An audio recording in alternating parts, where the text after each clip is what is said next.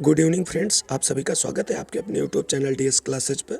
आज हम आप लोगों के लिए इंग्लिश ग्रामर का पार्ट सेकंड लेकर के आए हैं, जिसमें आज हम देखेंगे definition of word, definition of sentence और पार्ट ऑफ सेंटेंस, अर्थात शब्द की परिभाषा, वाक्य की परिभाषा और वाक्य के भाग।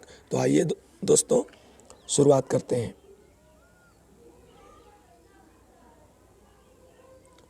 सबसे पहले शब्द की परिभाषा। A group of letters which makes a complete sense is called a word, अर्थात अक्षरों का एक ऐसा समूह जिससे पूर्ण अर्थ निकलता हो उसे शब्द कहते हैं। यानी कहने का तात्पर्य है कि शब्दों का एक समूह हो और उसका पूर्ण अर्थ निकले तभी हम उसे शब्द कहेंगे। जैसे हम देखते हैं यहाँ पे CA और CAT, कैट। कैट मीन्स क्या होता है? बिल्ली। यदि हम इसी को लिख दें TAC तो टैक, इसका कोई अर्थ नहीं निकलता है। दोनों ही अक्षरों के समूह हैं, लेकिन ऊपर वाले का पूर्ण अर्थ निकलता है, इसलिए यह शब्द है, और नीचे वाले का कोई अर्थ नहीं निकलता है, इसलिए यह शब्द नहीं है। आगे देखते हैं सेंटेंस की परिभाषा। A group of words which makes a complete sense is called sentence, अर्थात शब्दों का ऐसा समूह जिससे पूर्ण भाव व्यक्त हो वाक्य कहलाता है। शब्द में क्या था? अक्षरों का समूह हो और उसका पूर्ण अर्थ निकले तो शब्द होता है। यहाँ पे है ए ग्रुप ऑफ वर्ड्स, यानी शब्दों का एक समूह, विच मैक्स ए कंप्लीट सेंस, जो पूर्ण अर्थ व्यक्त करता हो उसे ही हम वाक्य कहेंगे। यदि शब्दों का कोई ऐसा समूह है जिसका कोई अर्थ नहीं निकलता है तो उसे हम वाक्य नहीं कहेंगे। तो दोनों पॉइंट ध्यान रखना, अक्षरों का समूह हो और उसका पूर्ण अर्थ निकले तो वर्ड्स कहलाते हैं, शब्दों का समूह हो और उसका पूर्ण अर्थ निकले तो ये वाक्य कहलाते हैं। आगे देखते हैं parts of sentence. All of you know that there are two part of sentence, अर्थात सेंटेंस के दो भाग होते हैं।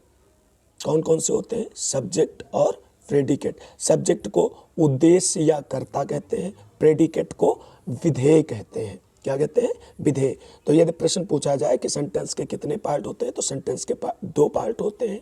कौन कौन से होते हैं? सब्जेक्ट और प्रेडिकेट होते हैं। यदि हम इसे अपनी ट्रिक फॉर्म में लिखें तो sentence is equal to subject plus predicate, अर्थात सेंटेंस जो है सब्जेक्ट और प्रेडिकेट का योग है। सेंटेंस सब्जेक्ट और प्रेडिकेट के योग के बराबर है। आइए आगे चलते हैं। अब जानते हैं सब्जेक्ट क्या है। Subject is the word or group of words about which something is said in a sentence, अर्थात विधेय या कर्ता वाक्य का वह पार्ट है जिसके बारे में वाक्य में कुछ कहा जाए। ये साधारण भी हो सकता है, एक शब्दों के समूह के रूप में भी हो सकता है, इसके बारे में आगे देखेंगे।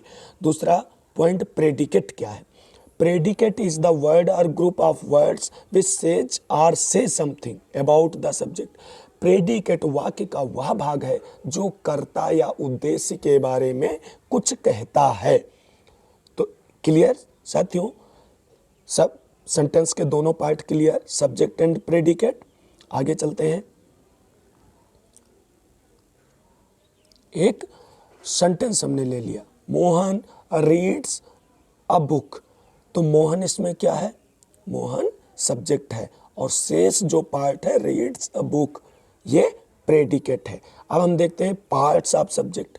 अब सब्जेक्ट के भी भाग होते हैं। कौन कौन से होते हैं? सब्जेक्ट को हम दो भागों में बांट सकते हैं, क्वालिफायर इनलार्जमेंट जिसको कहते हैं, दूसरा हेड वर्ड या मेन वर्ड जिसमें नाउन या प्रोनाउन आते हैं।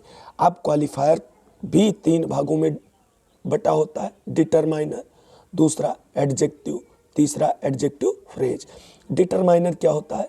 ये शब्द को निश्चितता प्रदान करने वाले होते हैं। इस जैसे ए हो गया, एन हो गया, दा हो गया, दीज, दोज, इस प्रकार से जितने भी शब्द निश्चितता प्रकट करते हैं वो सारे डिटरमाइनर में आते हैं। दूसरा एडजेक्टिव जो विशेषता बताने वाले होते हैं, एडजेक्टिवल फ्रेज जो हेड वर्ड की विशेषता बताने वाले होते हैं। चलो आगे देखते हैं साथियों। अब यदि हम देखें तो सब्जेक्ट को हम उसके टुकड़ों के रूप में इस प्रकार से लिख सकते हैं, यानी सब्जेक्ट जो है वो किसके इक्वल होगा, subject is equal to determiner plus adjective plus headword plus adjective phrase.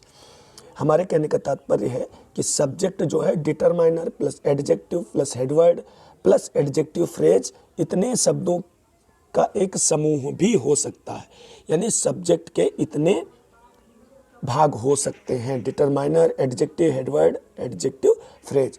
पहले एग्जांपल से क्लियर करते हैं। The old man standing in the corner, ये इतना सब्जेक्ट है, लाप्स जो प्रेडिकेट है, तो द क्या है, डिटरमाइनर है, ओल्ड क्या है, एडजेक्टिव है, मैन क्या है, हेडवर्ड या मेन वर्ड है, स्टैंडिंग इन द कॉर्नर ये क्या है, एडजेक्टिवल फ्रेज है। I hope everything is clear है। अब आगे हम दूसरे एग्जांपल से भी देखते हैं। The red flowers in my garden are pretty, तो यहां तक ये हमारा सब्जेक्ट है। द क्या है, डिटरमाइनर, रेड क्या है, एडजेक्टिव है, फ्लावर्स क्या है, हेडवर्ड है, इन माई गार्डन ये एडजेक्टिव फ्रेज है, आर प्रिटी ये प्रेडिकेट है। तो I hope that everything is clear here. आगे बढ़ते हैं। पार्ट्स ऑफ प्रेडिकेट, तो पार्ट्स ऑफ प्रेडिकेट को हमने 3 भागों में डिवाइड करके रखा है। पहला वर्ब, दूसरा ऑब्जेक्ट, तीसरा कंप्लीमेंट। तो सबसे पहले वर्ब या क्रिया, जिसको इसमें हेल्पिंग वर्ब और मेन वर्ब 2 चीज़ें आती हैं। दूसरा ऑब्जेक्ट, ऑब्जेक्ट 2 भागों में डिवाइड होता है, इनडायरेक्ट ऑब्जेक्ट और डायरेक्ट ऑब्जेक्ट। तीसरा होता है कंप्लीमेंट, जिसे कहते हैं हम पूरक। तो आगे देखते हैं क्या है। अब साथियों हम यहाँ पे प्रेडिकेट के भी पार्ट को भी अलग अलग रूपों में देख सकते हैं। तो प्रेडिकेट किन किन शब्दों का संयोजन से बनता है, तो वर्ब होती है प्रेडिकेट में, ऑब्जेक्ट होता है, ऑब्जेक्ट कैसा, डायरेक्ट ऑब्जेक्ट हो सकता है और इनडायरेक्ट ऑब्जेक्ट दोनों हो सकते हैं, और कंप्लीमेंट। कहने का तात्पर्य है कि predicate is equal to verb plus object plus complement, अर्थात प्रेडिकेट जो है वर्ब, ऑब्जेक्ट और कंप्लीमेंट से मिलकर बना होता है। एक एग्जाम्पल के द्वारा इसको हम और समझते हैं। My father wrote me a letter yesterday. अब माई फादर तो हो गया वाक्य का subject, wrote me a letter yesterday ये हमारा हुआ प्रेडिकेट। तो रोट क्या है, रोट एक वर्ब है, मी क्या है, ऑब्जेक्ट है, ए लेटर क्या है, ये भी ऑब्जेक्ट है, एस्टरडे क्या है, ये कंप्लीमेंट है।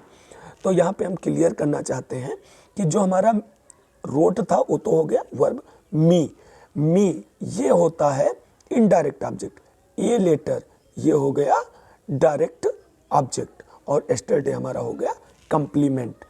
तो हमें लग रहा है साथियों कि आप सभी को क्लियर हो गया होगा कि प्रेडिकेट के कितने पार्ट होते हैं और वो किस प्रकार से रखे जाते हैं।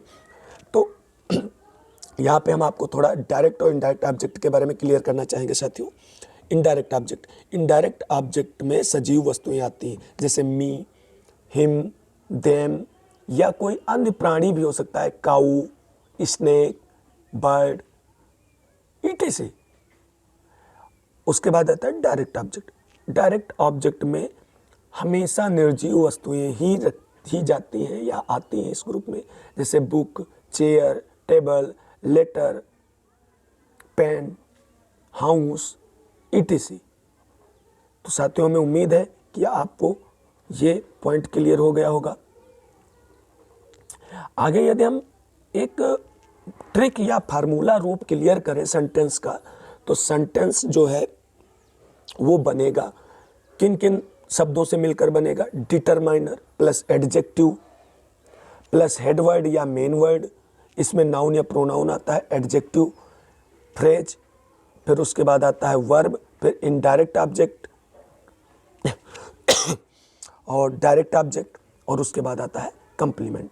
तो at last we can say that sentence is the combination of these words, determiner, adjective, head word, main या main word, और plus adjective, phrase, verb, indirect object, direct object और complement, ये हमारी एक छोटी सी ट्रिक थी। अब हम अगर इसी फार्मूले को ध्यान में रखें तो सेंटेंस इज क्लियर है। सेंटेंस यहाँ पे क्लियर हो गया कि सेंटेंस में किन किन चीज़ों को रखा जाता है, प्रेडिकेट में क्या आता है, सब्जेक्ट में क्या आता है। तो ये सारी चीज़ें यहाँ पर क्लियर हो गई। दोस्तों, यदि यह वीडियो आपको पसंद आया है तो प्लीज़ वीडियो को लाइक कीजिए, शेयर कीजिए और हमारे YouTube चैनल DS क्लासेज को सब्सक्राइब कीजिए और बेल आइकन को दबाइए, जिससे आने वाली वीडियो की नोटिफिकेशन आपको मिलती रहे। मिलते हैं साथियों अगले वीडियो में कुछ नई जानकारियों के साथ। तब तक के लिए bye, take care, thank you friends.